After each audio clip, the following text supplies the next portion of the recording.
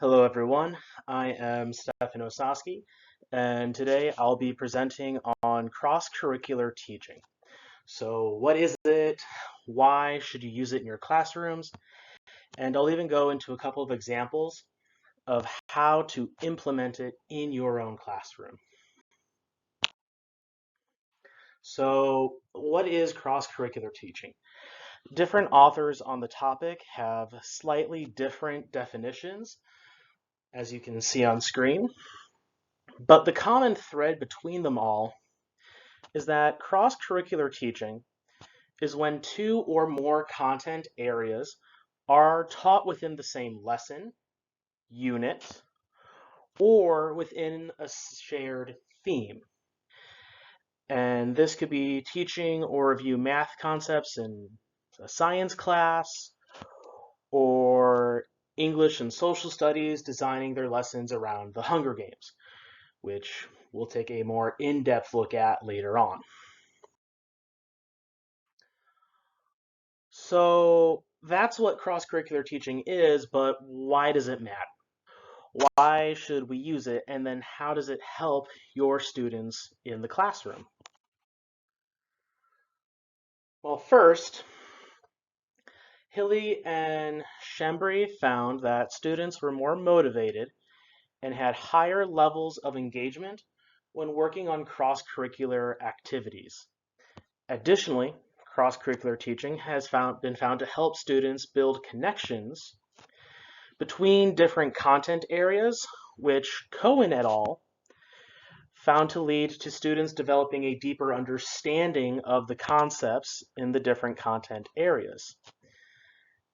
And Sund et al. Noted that students that are able to see how our different content areas are connected tend to be better at applying their knowledge to new context, problems, and scenarios. But those were just student benefits. As teachers, cross-curricular teaching helps us develop more creative lessons and units, which can be more fulfilling within your own career and profession. And it can also help us build those relationships with our colleagues that teach within different content areas. So building those teacher-to-teacher relationships that might be part of your school culture. And additionally, from a classroom management perspective, it can improve the student behaviors in your classroom as cross-curricular teaching has been linked to higher levels of engagement, which, as we know, more engaged students are less likely to participate in disruptive behaviors within the classroom. Now, how do we implement cross-curricular teaching in the classroom? So how do we implement this in your classroom? Well, we have three possible ways.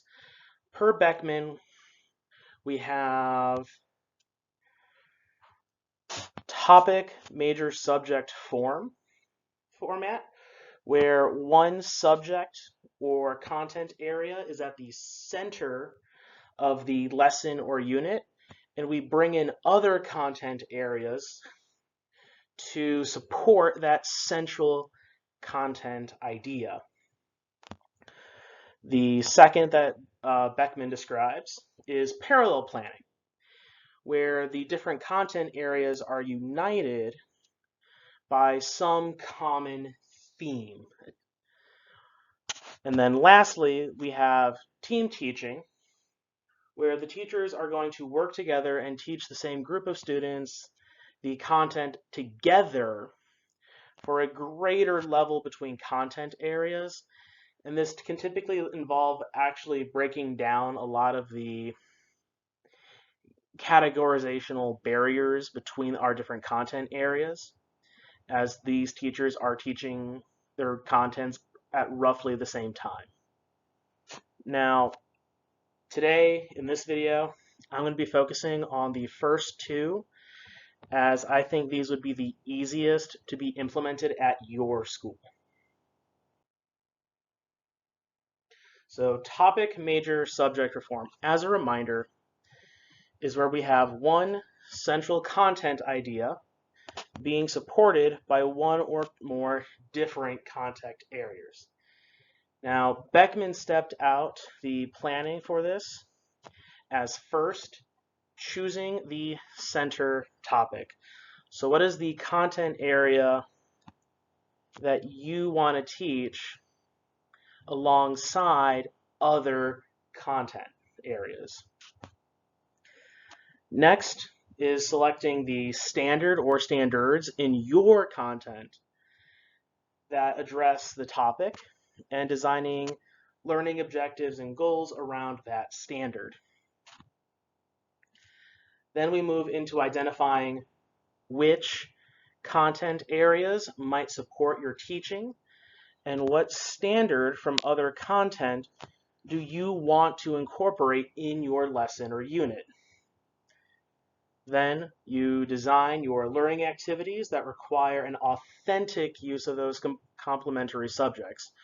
So we can't just shoehorn in something at the end of our lesson or in the lesson without going into too much depth on it. We have to authentically and realistically include it. Then we plan out our lesson step by step with our formative and summative assessments so that they are aligned with the content learning goals and what we integrated into our lesson. So let's look at an example here. I am a high school biology teacher. So let's say I'm developing a lesson on the human impacts on the environment. Now, this would tie to my standard of students designing, evaluating, and developing a solution to reduce the impact of human activities. So my students are looking at human impacts. Social studies is about humans. So maybe there is a related standard in that content area. And sure enough, there is. Its focus is on how societies plan for and respond to the consequences of catastrophes with regards to politics, economy, and migration. So now I move into developing a learning task. So I come up with the environmental impacts project. So in this project, students are going to design, evaluate, and refine a solution that will both reduce the environmental impacts on the biodiversity while also addressing the social, political, and economic consequences for some real-world example. This could be something like deforestation of the Amazon, opening up a new strip mine in some impoverished region of West Africa where we're doing a lot of rare metal mining for lithium, the key element in those rechargeable batteries in your cell phone. Now, when I design my summative assessment, I need to ensure that I include questions not only on the human impacts of the environment, but how those impacts can then result in political and economic consequences. So how human actions can lead into environmental consequences, which can then feed back into the human political and economic spheres.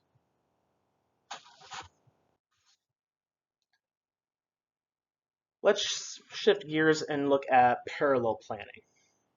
So one of the key differences between parallel planning and the topic major subject that we described before is that you can do the topic major subject on your own or with some limited collaboration with other teachers.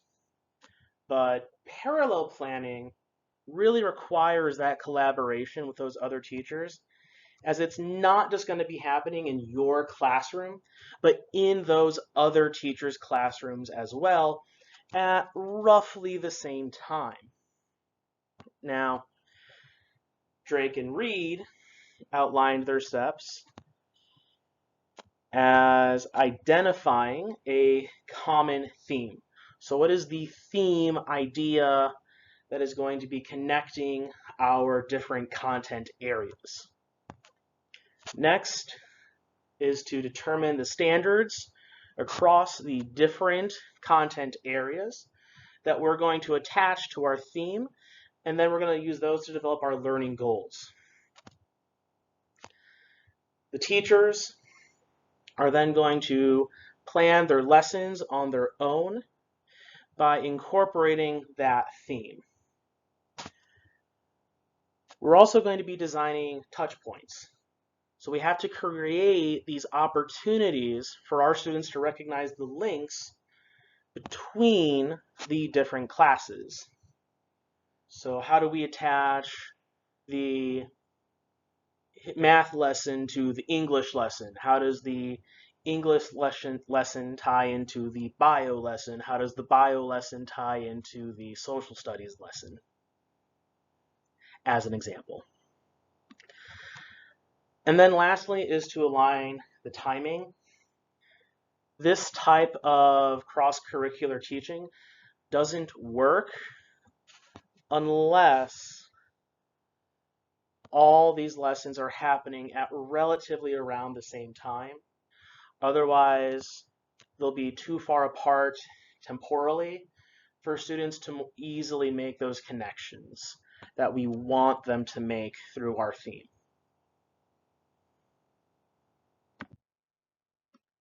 So, as before, let's look at an example. Now, my example for this one comes from a grade level PLC at my school that I was a part of last year.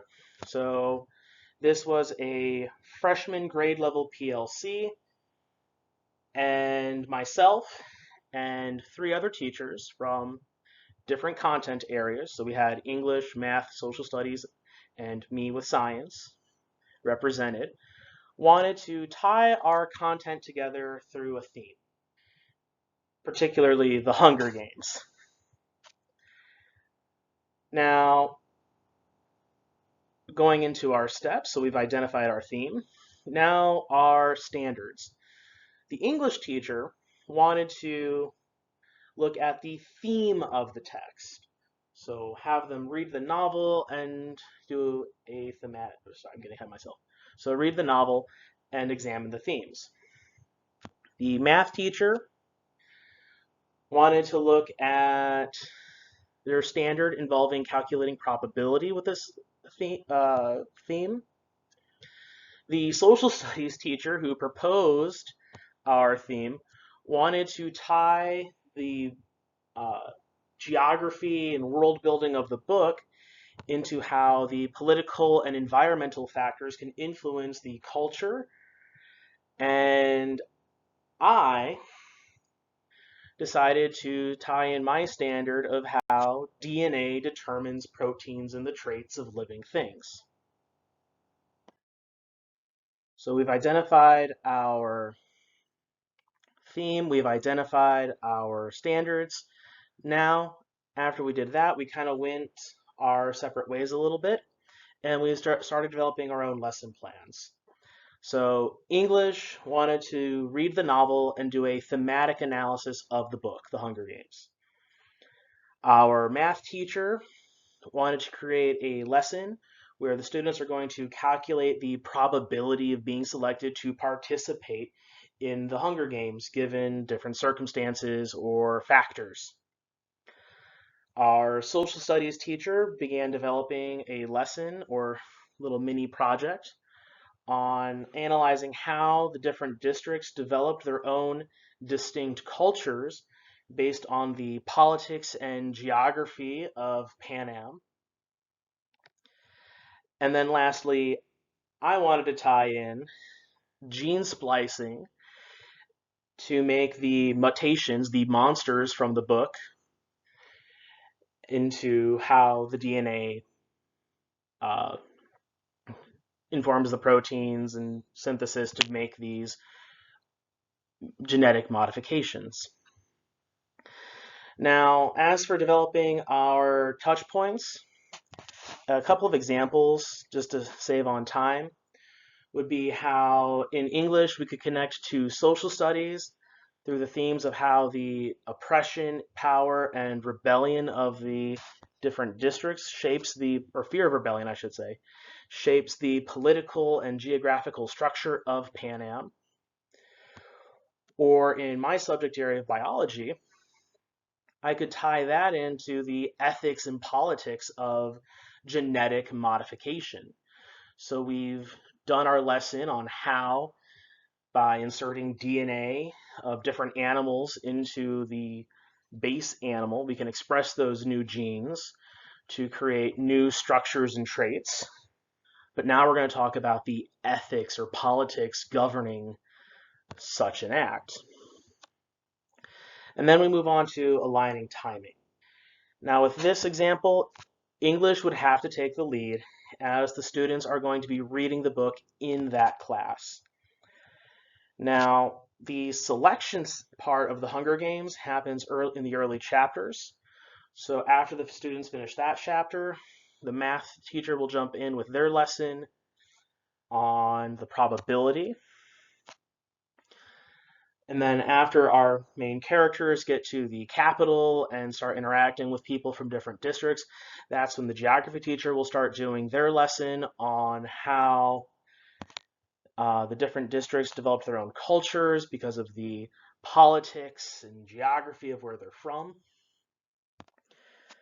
And then I'll be kind of coming in near the end of our students finishing the book as the mutations, these monsters released to kill the characters, happens near the end of the titular games. Now, for all the benefits and for all my examples of how to plan it, there are some requirement concerns. The first being that it does take time for planning and collaboration, not just your time, but also the time of your colleagues to set aside to get together to do this. And that can be tricky unless PLCs line up at the same time, or if you're lucky, and at my school we have grade level PLCs, so I can more easily get into contact with my different content area teachers that are all teaching the same grade level. Another requirement concern is that this process does require knowledge of standards in different content areas. So it can be difficult to do unless you have access to the other standards or if you've worked with them before. So, in conclusion, cross-curricular teaching is when two or more content areas are taught within the same lesson, unit, or theme. It can require time to collaborate with other teachers or knowledge of the different standards or both. Students will benefit from cross-curricular teaching by having improved engagement and they will develop a deeper understanding of the content. And teachers will benefit by creating more fulfilling lesson plans or more creative lesson plans. Thank you for your time today. Up on screen now are the references I used for this presentation. Please take a time to look at them on your own time. And again, thank you for your time today. Again, if you see any references that may catch your interest, feel free to pause the video at this time. And I hope you all have a wonderful day.